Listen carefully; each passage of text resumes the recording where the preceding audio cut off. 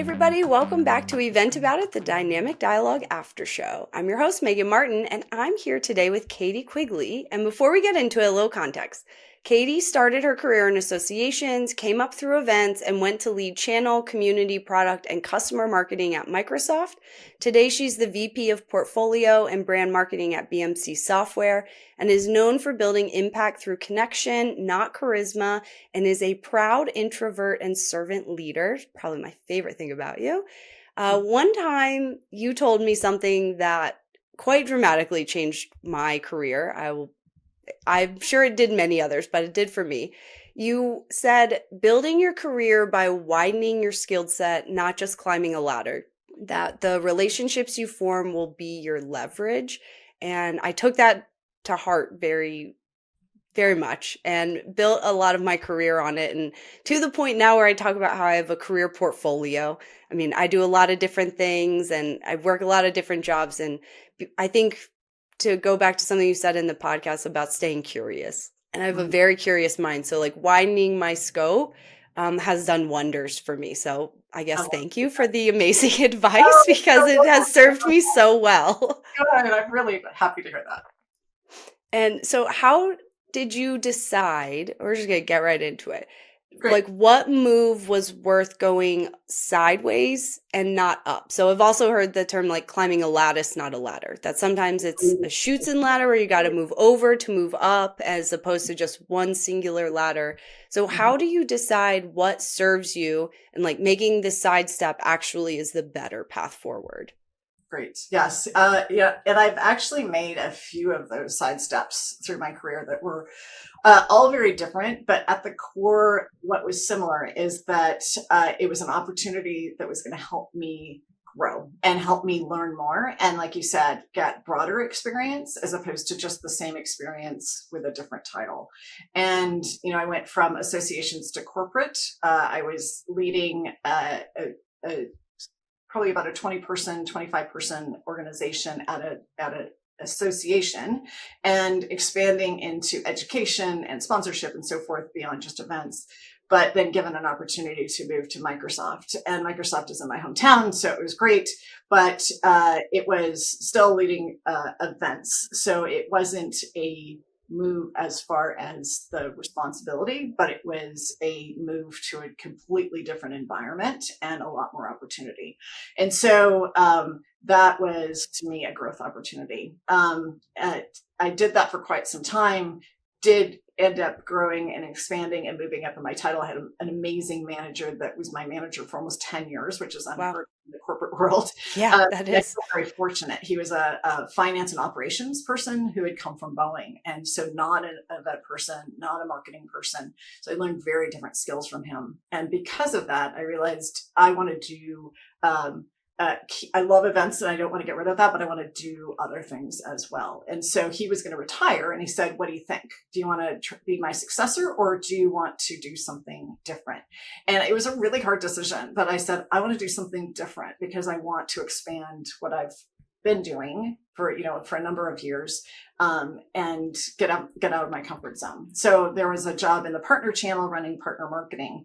So it still had some events to it, but it had so much more. And so it was a leap of faith. And I was going from managing a team of 25 people to being by myself. I didn't have a team for the first 3 months. It was building out this discipline. So that's also a hard step to take to say, because everyone works really hard to get to be a manager and say, I'll give it up so I can learn something new. But again, it was because it was so different that I wanted to do it. I still had 30 to 40% of what I had learned in my career, but everything else was new. And, within a few months, I started to build a team, again, was a manager. I actually kind of liked the little bit of a break. I love managing, but I was like, oh, this is kind of nice to kind of use a different part of my brain and spend my time creating versus managing. And I was in that job for like 6 years. I loved it. I didn't want to leave because I just thought this is fantastic. I love the partners. I'm still friends with a lot of those partners. It's really how Microsoft went to market, was through the ecosystem. But I had a really great manager who's now still my mentor. And she said, okay, time for you to move. And so she saw it in me that time. She said, you're a senior marketer that's sitting in a sales organization. You need to move into product marketing. And that was also another hard move because I had not done product marketing. Product Yeah. marketing, you're working with engineering, you're working, it's a very different space. Yeah, And channel to product is a big jump. I mean, those are different skills for yeah. sure. Yeah. And you talked about your network matters. And what mattered then is that that current manager I'd had in the partner channel believed in me. And she had a network, such a strong network that she was able to influence the hiring manager in product marketing to hire a senior marketer who didn't have product marketing experience. And so that was pretty amazing. And I could not have done it if I hadn't earned my manager's trust, and she hadn't earned trust from her peers that were in other parts of the company. So then I did product and industry marketing, and loved it. So, and then I made another bold move and said, okay, I've been at Microsoft for 20 years. I'm now in my comfort zone. It's a challenging place to work, but if you have that network, it feels like, you know how to navigate and it's comfortable. So I'm like, I'm going to leave Microsoft after 20 years, and went to a smaller company, more responsibility. I took on customer marketing, lifecycle marketing. I still had product marketing, and got the opportunity to have I did presentations to the board. I was in the keynotes talking with customers. So things I would not have done at Microsoft. And so that was another bold move. But again, it was, okay, I'm taking the foundation with me that I know how to do marketing.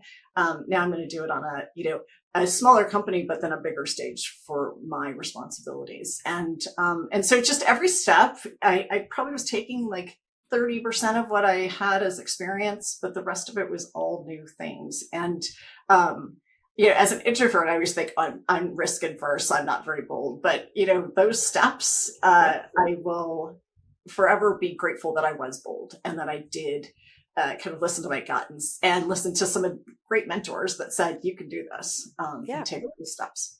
Well, a couple things I heard you say that I think are amazing. One is your network outside of events. Like you were talking about building trust with people outside of your sort of immediate day to day, which I think it serves everyone regardless of what your career is. Yes. And having great mentors. I mean, having a manager for 10 years in any space, but let alone corporate, is pretty special. Yes, absolutely. That's amazing. Yeah, And every move you made was when you realized you were in your comfort zone. Yes. And once you kind of hit that plateau, you were like, all right, it's time. That was sort of like your trigger to know it's time to challenge myself again and reinvent again, basically. Yes, it was. Yeah. And it's interesting because, during the pandemic, when I wasn't traveling, I decided to go through a coaching course that was like a year-long coaching course. And that's the whole foundation of coaching, is to get someone out of their comfort zone.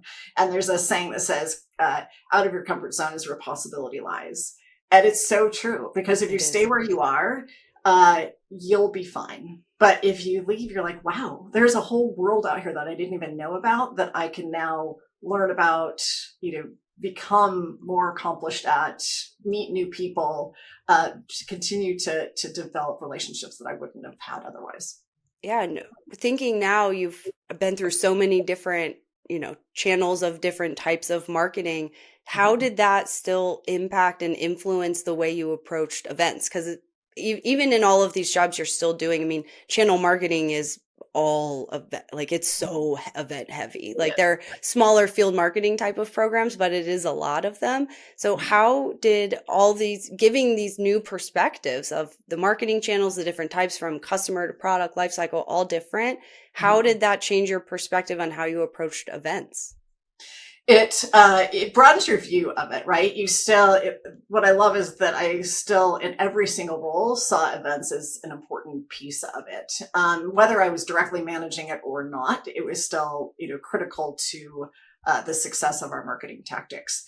But what you do is you see where events can't be a standalone. You can't focus on what's just that experience for those 3 or 4 days of an event. You think about, how does this fit into the rest of the marketing plan, the company plan, the business objectives that we're trying to achieve? How do we carry these connections that we're building in events out of the event, and then continue that relationship with those customers or those partners. And so you really see how it functions within the entire system, as opposed to just making sure that the event itself is successful.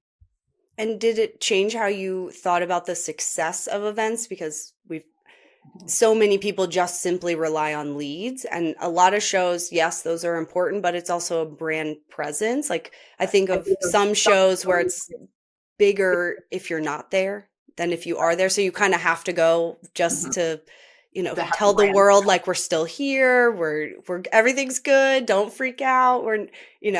But it's not your biggest lead driver. So how did you think about changing the success metrics for the events, now that you've expanded your view of how they impact the business?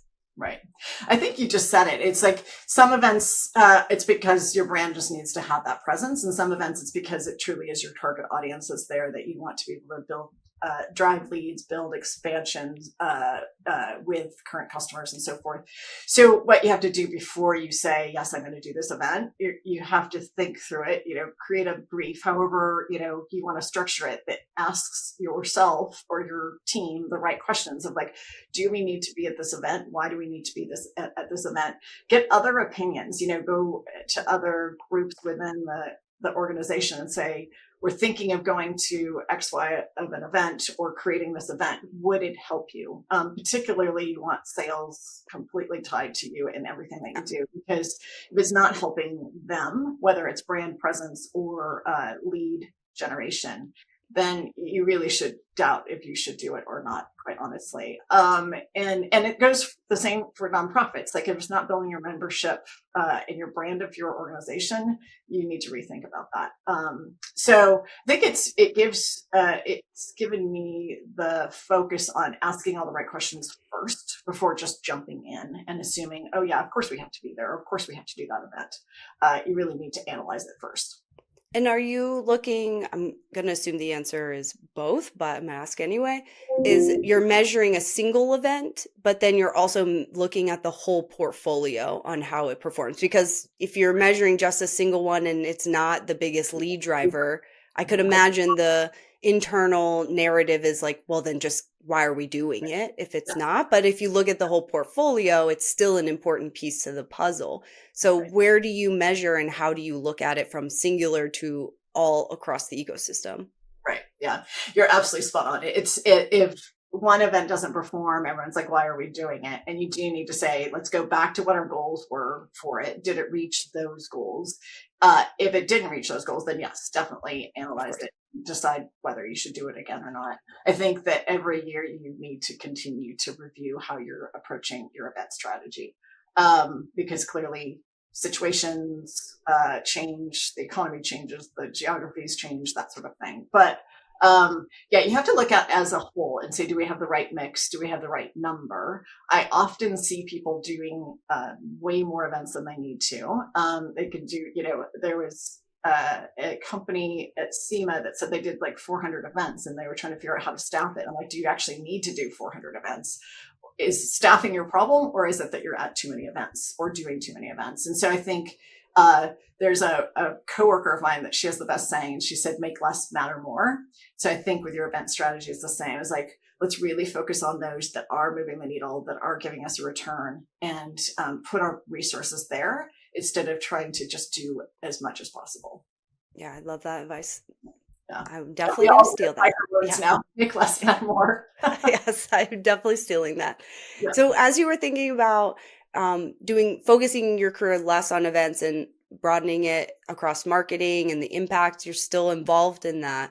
What are some skills that you think planners now should focus on beefing up if they want to make similar moves? Whether that's staying fully in events and moving from maybe a manager or director to a global VP, looking at all programs instead of in one vertical, or wanting to make the move from association to corporate. It's similar skills, but you have to use different vernacular from what I found. I've made a similar jump, and I think some people struggle with that. So what are some skills that planners now could take on and beef up to be able to move up the ladder or move into corporate or association?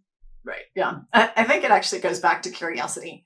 It goes back to a person who is either a planner or leading a team, being curious about what are we trying to achieve as a company or as an association. What is it that what's the role that events can play in us achieving that? So I think it's talking to peers, talking outside of the events team to really understand the other work that's going on. I think it's also keeping up with, marketing trends, the direction of marketing. There is just so much changing right now with when you think about how AI is playing into how people buy, how people engage, how people learn.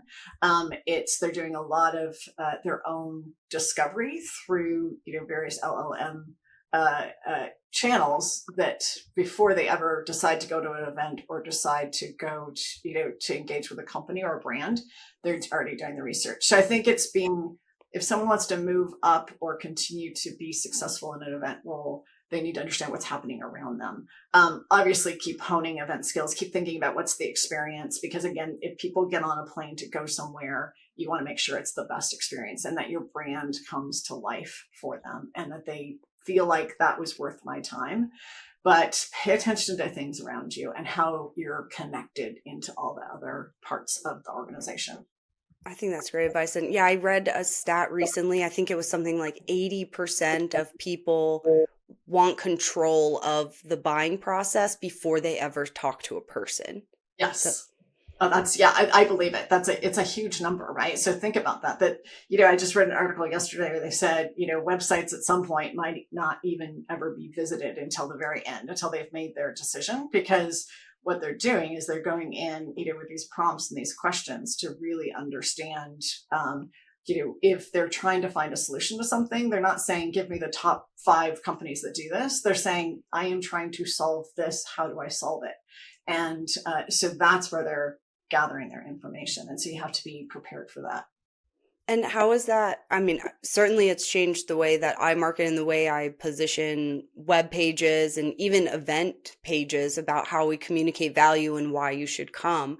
How does that then impact the experience and what kind of tweaks are you making to give people that? Because you said in the podcast, like, don't talk at people. Like, if they're going to get on a plane and leave their families and come to your event, your show, whatever it is, they don't want to be talked at. This could be a YouTube episode that they could watch, or they could Google it. I've always said, like, people come to events to find the stuff they can't Google. So how does that impact the experience you guys are playing into now that people aren't even touching your site? They might not touch your brand until it's time to decide if they should come. Right. Yeah.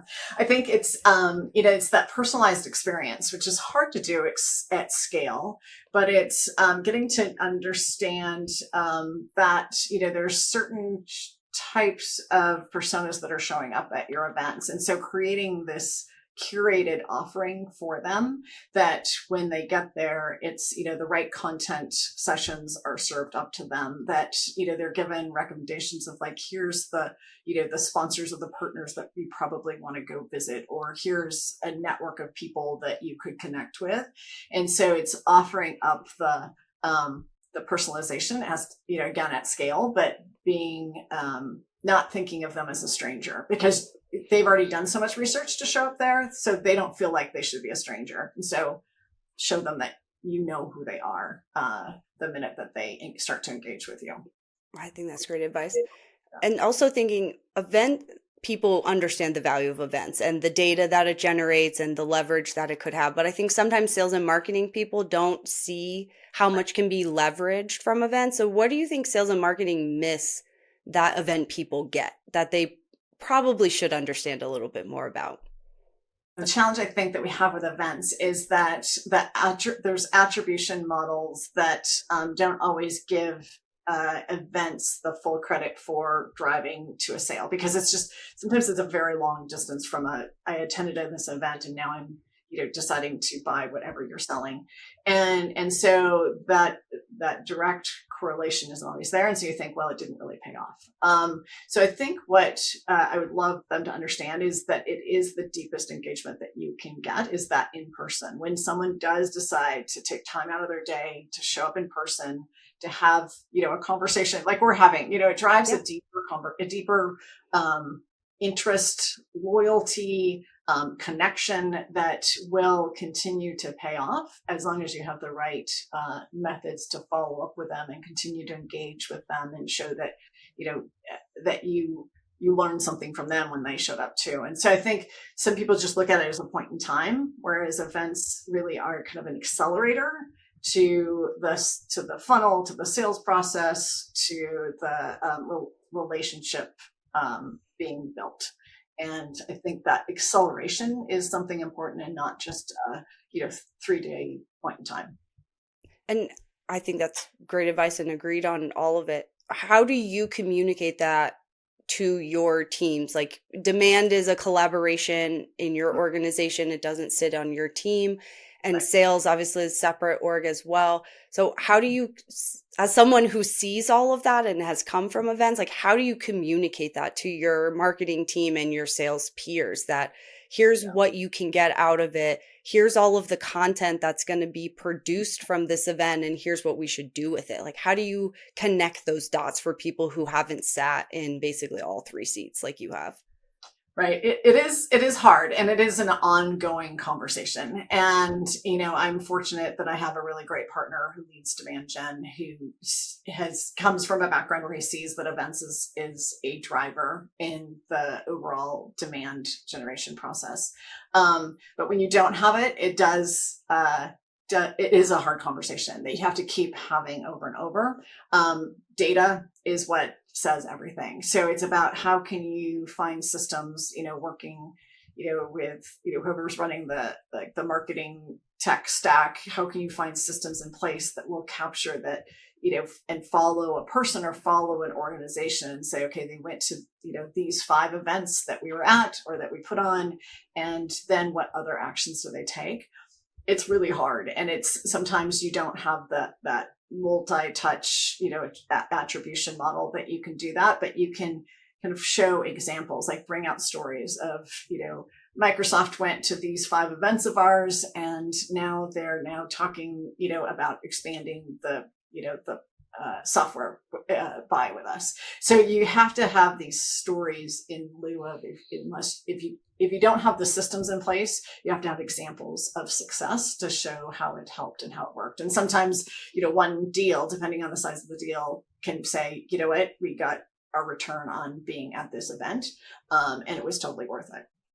But it's a mix of data, and it's a mix of, building trust with your peers that are across marketing. Yeah, I agree. We've also talked about that we're finally seeing events become an integral part of marketing. Like, they're less siloed than they've ever been before. Do you think that we're actually still there, that people see events as these growth drivers and marketing content engines, or is there still some education to be had in unsilo marketing and events? Yeah, I think it really depends on the company. I've been places where it was, a core of the marketing tactics that were counted on. And I've been places where it's a side thing that's like nice to have. So it's still not consistently thought of as one of those marketing engines that consistently drives the business. I think it's way better than it used to be. But yeah, it's going to continue to be an education that we have to build on. But what I realized is there's other, disciplines within marketing too. People are like, I don't know if that really helps. Like, does, thought leadership content matter? Well, yes, thought leadership content matters. And so that is also an area. So we're not alone in this. But I think there's always room to get better at it. Yeah, I think in the event world, channel and partnerships is just starting to become a thing, where we've seen, especially in the SaaS and software space, like the channel is sometimes the biggest business driver. And why we don't call it the channel in hospitality and events is beyond me. I don't know why we don't call it that, but like partnerships is just becoming a thing. And I think other people would be like, you're crazy. Why haven't we done this before? So I think that's a great analogy. Yeah, it's true. Yeah. I don't know why we don't call it that. We should. We absolutely should. As Yeah. someone who works deep in partnerships in the events world, why we call it, but I think that's native to most industries, like especially the events world. We love to make up new terms and terminology, and like we recreate the alphabet soup all the time. And Yes. so what we'll call Yeah. it partnerships. We'll call it whatever you want as long as the events world picks it up. You and I can start a movement. Let's call it channel. We'll call it the channel. We'll call it. All right. So shifting gears just a little bit. One of the things that I love about you that I've definitely taken away following your career is the introverted leadership. And I think there's so many books. Susan Cain wrote one about like quiet leaders. That is an amazing book. It's a great. How did you find your voice? Especially coming from Microsoft, that is very male dominated, especially software is that. You can get lost in the big voices and big personalities that come with that. Where did you start finding your voice as an introverted servant leader? I think it happened. It happened over time. I'll talk about one pivotal point, but over time, given more responsibility, being put into the spotlight of having to present to senior leaders, as you grow in your career, those opportunities become more frequent, and you kind of just have to do that. And you find like ways to kind of get yourself hyped up. I had one mentor at one point. She said, senior leaders put on their pants just like you put on your pants. So just don't think about it twice. And I've never forgotten that. It's such a funny comment to me. I also, when I was chair of PCMA, I went and talked at every single chapter meeting. That was the most that I had to be out on a big stage. And that definitely gave me some growth and maturity in my ability to use my voice. But for a long time, I thought I need to act like an extrovert to be a leader. And when I finally learned, it got a lot of clarity on it. I was given a mentor that was fantastic. When I was in the partner channel, my boss was great. I loved her. She's very outgoing, and so she understood that I was an introvert, but she's like, I'm not. And so she was on another panel speaking at something, and there was a woman on there who was a general manager at Microsoft. She had been at IBM, so very successful, but talked about being an introvert and how to be a leader as an introvert. And so Gabriella, my manager, came back. She's like, I got you a mentor. And she was so excited about it. And she's like, she's an introvert. She's been super successful.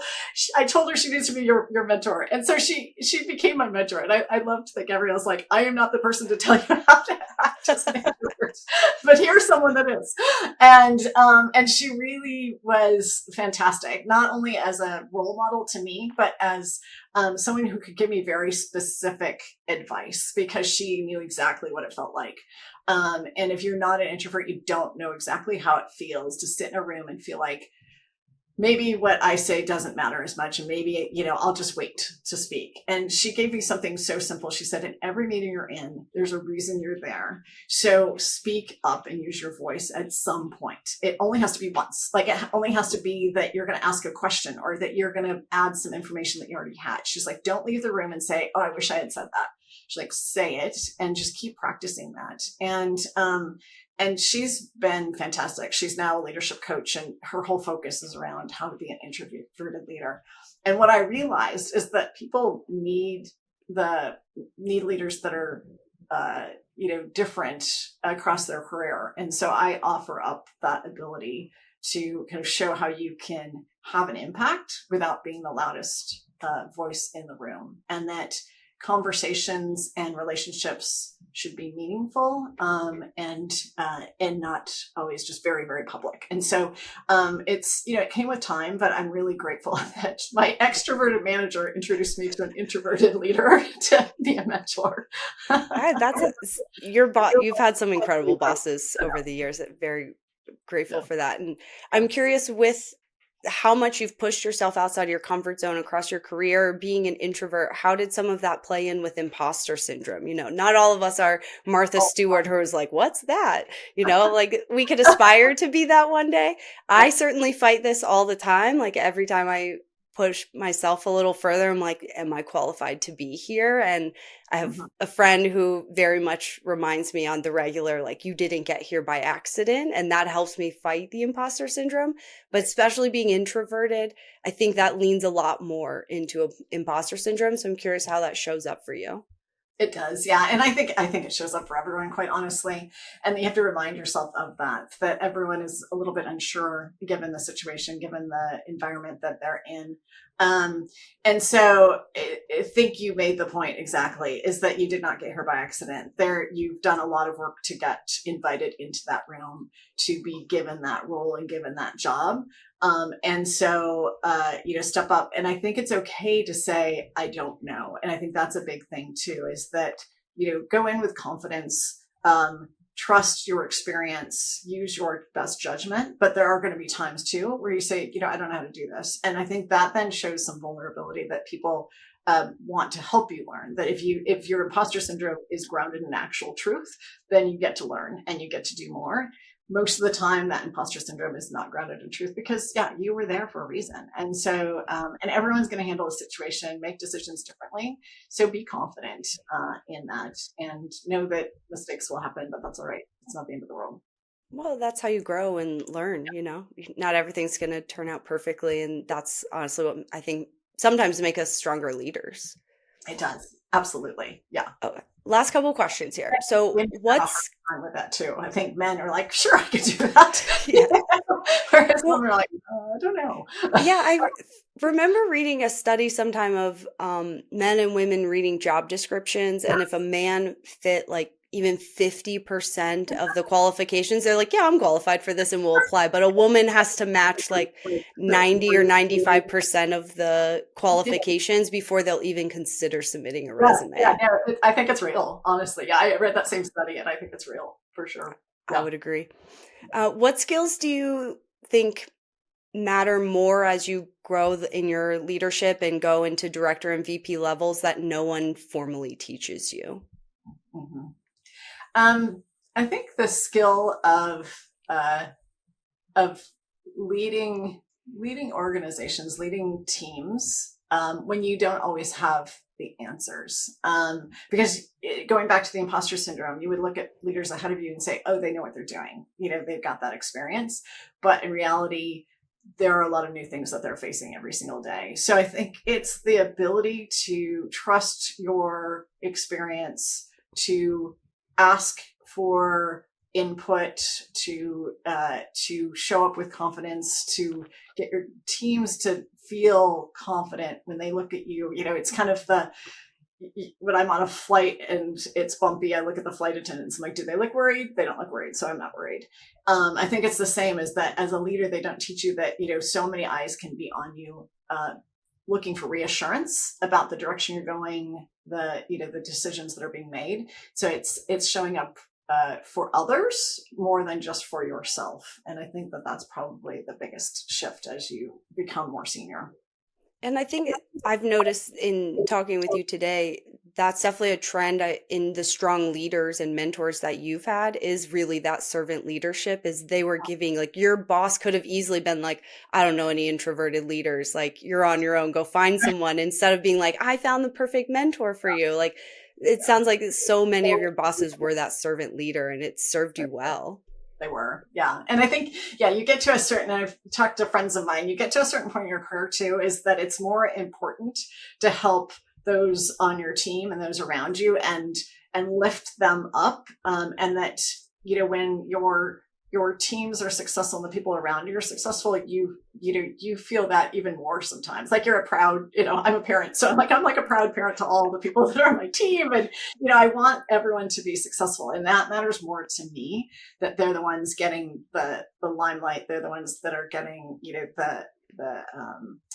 the attention for something great happening. And it really is, there's a point in your career, like, that matters more to me than my any sort of kudos that I would get. I think that's great. And I tell teams all the time that work for me, like at some point I want you to grow so much that you grow out of this team. Yes. Like Yes. that's ultimately my goal is that you get so good and complacent basically that you're like, all right, it's time for a new challenge. I've got to Yeah. go. You can see confident managers when they are excited for people on their team to move on to a bigger or different role, that you're really excited for them, because you know that you'll find, someone, it's not the same person, but you'll find someone else to, cover the work, but you have helped them grow. And that's what you want. You want them to go on and do bigger things. I mean, there's some people that have been on my teams through the years that they're doing amazing things, amazing. And I'm like, I'm so excited for them. It's so cool to see. Yeah. Yeah. Absolutely. Okay, well, we're going to wrap up here, and we like to end every episode with something I call the closed door truth. It's the conversation that happens after the meeting when the deck is closed and the real issue is still sitting there. So I'm curious, Katie, when all the strategies, titles, wins are stripped away, what do you hope people say was different about how they felt working with you? Like when someone works on your team or does an event with you, or even partners, colleagues, when they walk away, what do you want them to say about working with Katie? That's a great question. I think that I built a strong relationship with them, that I treated them with respect, and that my contributions made the event or the work better. Those are the biggest things. Well, I think that's the perfect place to wrap up our conversation. And one thing this conversation makes very clear is that events don't matter because of how big they are or how perfectly they're executed. They matter because of what they make possible afterward. So, Katie, thank you for reminding us that most powerful careers aren't built by climbing faster. They're built by growing wider, building trust, and creating rooms where people can actually do their best work. So thank you so much for being here today. Thanks for tuning in to another Event About It after show, because we know the best conversations start after the show ends. And until then, stay curious.